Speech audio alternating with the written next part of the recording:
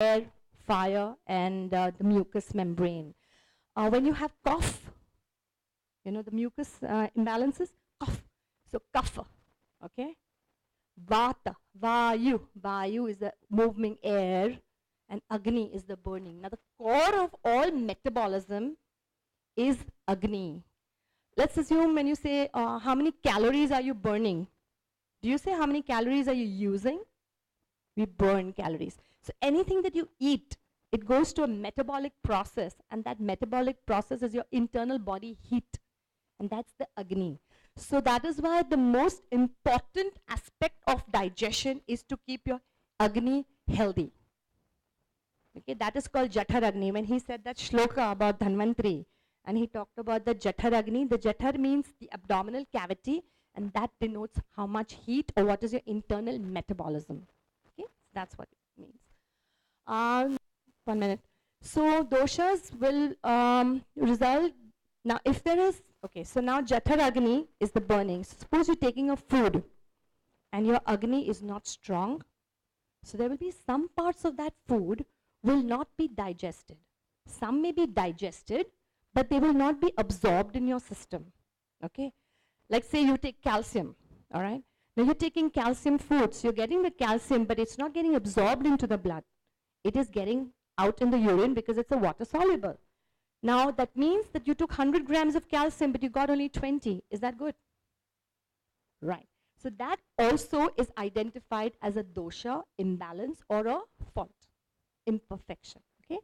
Now, in healthy individuals, where everything is in harmony, these doshas are called gunas, which is the opposite. A perfection is a gun, a dosha is a fault, imperfection. So when you're in balance, it is called gunas. Now, next. When they are disordered, they vitiate called the dhatus. So again, they identified 7 or called sapta dhatus. The components that give us structure. Can you see I've tried to give you the Sanskrit name and the English translation. I'm sure you'll be able to identify with plasma and lymph, with the blood, muscular tissue, fats, bones, marrow, and the sperm or ova. Now these are simply the 7 Ayurvedic or Sanskrit names.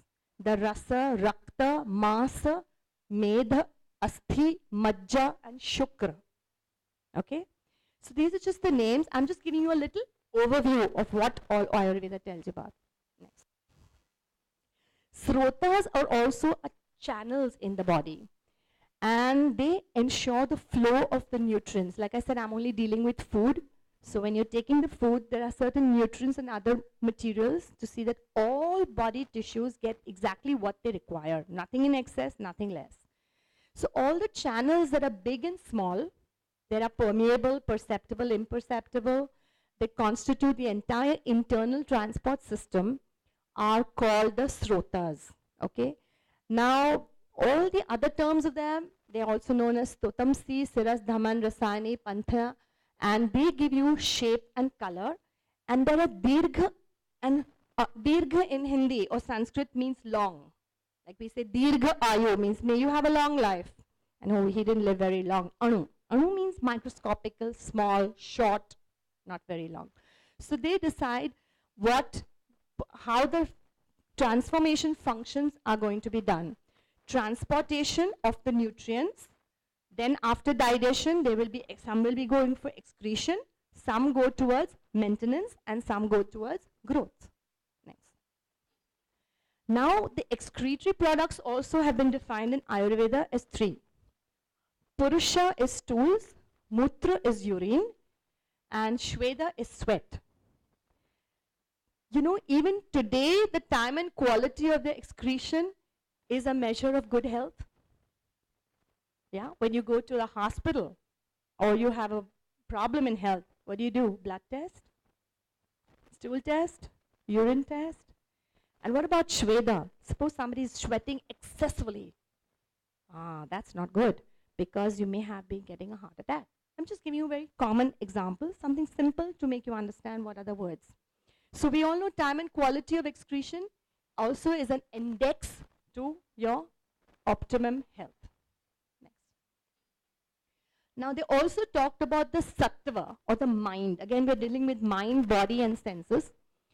Mana or the mind is responsible to shape your personality, your thought, perception, knowledge, consciousness, likes, dislikes, everything is in your mind.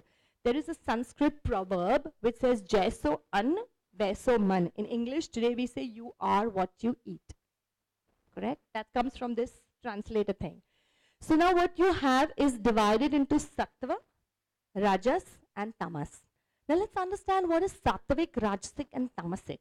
Okay, sattvic, rajasic and there are some foods which are grown below the soil. That is like tubers and other things. Now they have a certain impact when you eat them on your digestion. Okay, they may give you more toxins. Okay, the ones which are under the soil. The ones that are above the soil and they need to be cooked, they will come under the rajas category. And the ones that can be eaten raw and produce the least toxins after eating will be defined as sattvic foods. Is everybody with me? So suppose you eat like a natural fruit. The least toxins, because you can eat it raw, and the ones that need to be cooked and you can't eat them raw, that will be the rajasic.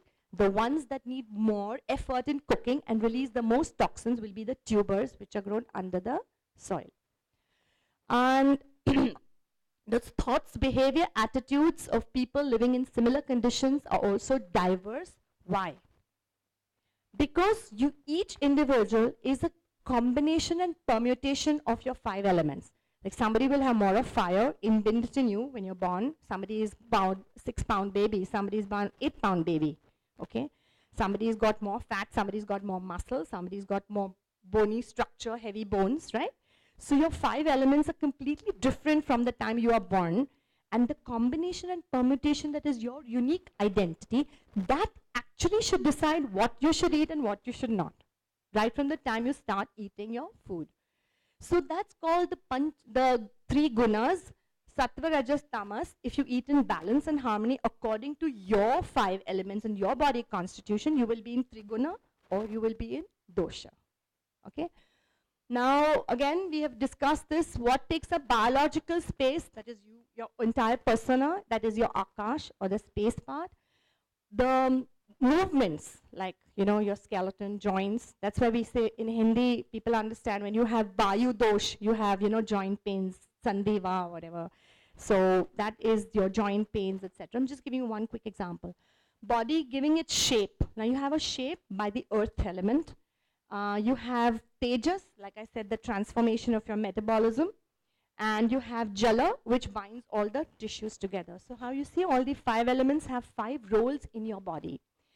All matter in this universe is made up of 5 elements, which includes the doshas, the gunas, the dhatus that we decided, saptadhatus, the malas, the solids, liquids and gases.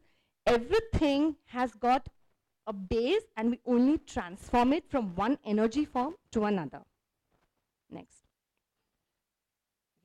So now these are the 13 channels of the strotas. Like you say, we have the respiration channel, fluid, water, alimentary canals, everything, whatever, all the 13 channels and systems that transport the nutrients or your food that is distributed to various parts of the body, and these are the Sanskrit or Vedic names for them.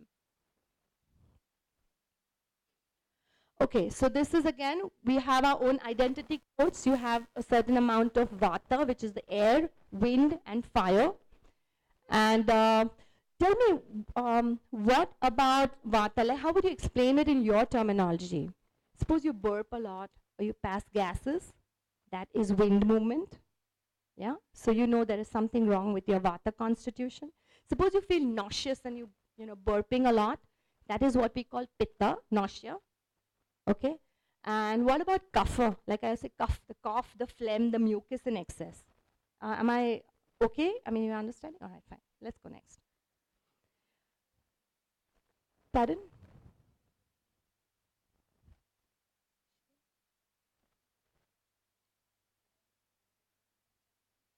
Yeah. No.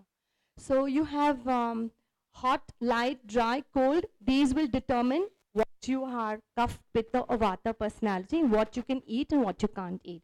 A little bit, Dr. Snigna has already told you some tables. We'll go into a tabular form. Next. This, if you want to take a picture in it, you can take a picture because this is like a comprehensive thing about Kapha and Vata, which you can read.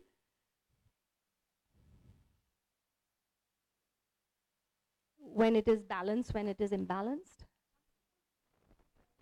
Next. Okay, next. Okay, now this again you can take because this will help you. For example, this is in a table form that what are the qualities that balance Vata or the wind malfunctions. See, the balancing ones are sweet, heavy, sour, oily, salty and warm, and which will aggravate you are pungent, light, bitter, dry, astringent and cold. Okay, now see, this is a very interesting phenomena. If you have like oatmeals, everybody knows what is oatmeal. Now see, you like to have oatmeal and you're going to have it cooked and have it with milk. If you have warm milk, it has a different effect in your body, and if you have cold milk, it has a different effect on your body. Now, I've given you one more example. If you have, next. See, this is a menu. You can again take a thing this, because this has got a little bit of the Western diet. Okay, it's not only conducive to the Indian diet. So I've just given you a sample menu so you can understand what is a Vata dosh and the menu for the Vata. Next. This again is like what Dr. Signa and Dr. Gautam said, a little bit of the Panchakarma. See, can you see the diet that is rejuvenation? And an example of the Panchakarma, which is the external way that we treat the Vata dosha. Then you have the Pitta dosha, which is already decided, and you can take a picture and see what kind of foods that you should eat or what you should not eat. Next. This again is a table which is going to balance and imbalance. So once you know your body type, like say dry baby oats with room temperature with soya milk, or you should eat from the fridge. Cold foods or warm foods again. Next. This is a Pitta menu again.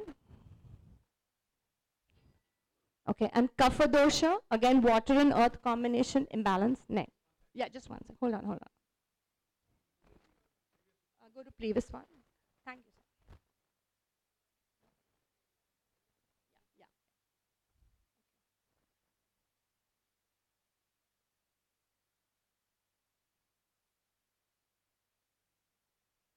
Is everybody okay? Next. Take pictures of this.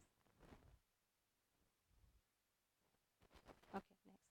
Now again, this balances Kapha and aggravates Kapha.